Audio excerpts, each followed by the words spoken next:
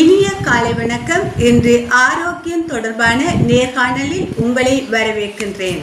Doctor Kumudini அவர்கள் நேர்காணல் மூலம் அறிவோம். வணக்கம் டாக்டர்.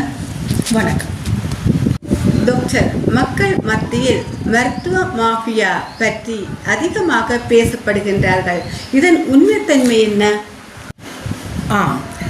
மருத்துவ ரீதியில் ஒழுங்கமைக்கப்பட்ட குற்றங்களை மேற்கொள்ளும் குழு, அதாவது மெடிக்கல் மாஃபியா என்பது ஓர் அதிகாரபூர்வமான சொல்லோ அல்லது சட்ட ரீதியான சொல்லோ அல்ல என்பதை முதலில் நாம் புரிந்து கொள்ள வேண்டும்.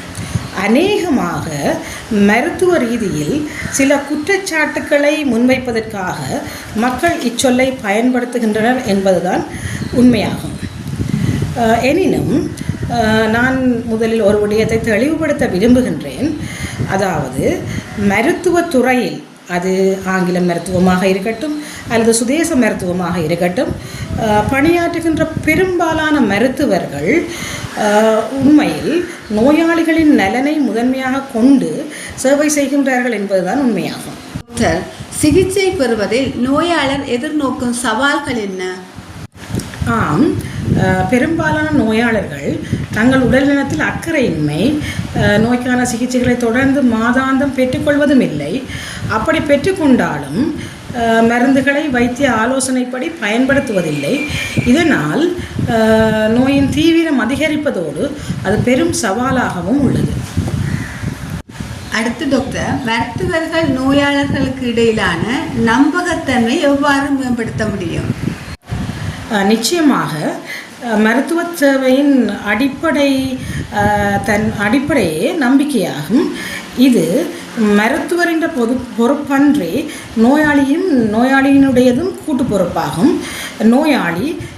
நோயாளியின் நோயின் தன்மையினை பொறுமையாக செவிமடுக்கிறது, சிகிச்சை முறைகளை எளிமையாகவும் தெளிவாகவும் அவர்களுக்கு ஏற்ற மாதிரியாக பதிலளிப்பது மற்றும் இறுதியாக மருத்துவர்களுக்கும் நோயாளிகளுக்கும் உள்ள உறவை மனித நேயத்துடன் பாதுகாக்க வேண்டும் என்பதும் எனது கருத்தாகும்.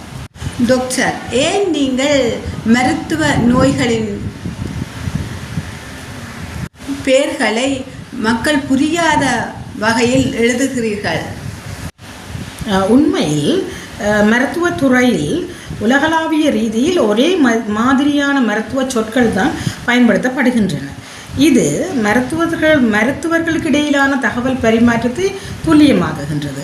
ஆனால் அதே நேரத்தில் நோயாளி எனக்கு எளிய முறையில் விளக்குங்கள் என்று கேட்கும் பட்சத்தில் அவர்களுக்கு தெளிவான விளக்கத்தை அளிக்க வேண்டிய கடமைப்பாடு வைத்தியர்களாகிய எமக்கு உள்ளது. டாக்டர், இறுதியாக வணிக நோக்கங்கள் அதிகரித்து வருவதாக மக்கள் அபிப்பிராயப்படுகிறார்கள். இது பற்றி உங்கள் கருத்து என்ன? இது பற்றி மக்களிடையே இருக்கும் கருத்துக்களை என்னாலும் அறிய முடிகின்றது. உண்மையில் மருத்துவம் என்பது உயிர்களுடன் உறவாடும் ஒரு உன்னத சேவையாகும். ஆனால் அது தற்பொழுது வணிகமயமாகி உள்ளமை தவிர்க்க முடியாதுள்ளது. இன்றைய நிகழ்ச்சியில் மிக பயனுள்ள தகவல்களை பகிர்ந்தமைக்கு டாக்டர் குமுதினி அவர்களுக்கு மிக்க நன்றி. மக்களே, எங்கள் நலம் எங்கள் கைகளிலே. விழிப்புடன் இருப்போம், ஆரோக்கியம் பேணுவோம். நன்றி.